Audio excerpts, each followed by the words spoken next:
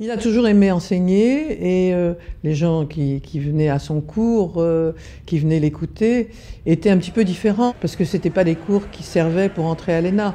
C'était des cours purement intellectuels, le cours sur Marx ou sur Pareto, n'intéressaient que des étudiants plutôt marginaux de la maison, mais ceux qui venaient, je crois, en étaient très heureux. C'est un penseur à la fois libéral et social-démocrate.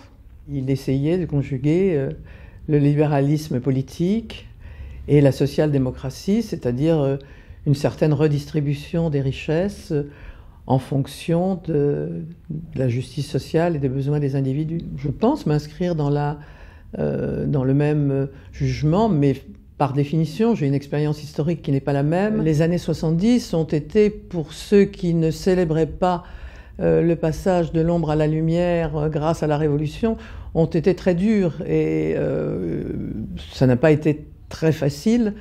À partir du moment où je ne me désolidarisais pas publiquement de mon père, ce que je n'ai pas fait, c'était pas très facile d'être sa fille, étant donné qu'il était devenu le symbole de la réaction, ce qui était parfaitement injuste, puisqu'il était vraiment parmi les réformistes de l'université, mais pas sous la forme qu'avait prise la Révolution de 68.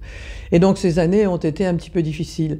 Et puis il y a eu le changement d'atmosphère qui, à la fin de sa vie, quelques dernières années de sa vie, il y a eu un changement d'atmosphère à son égard. Et puis,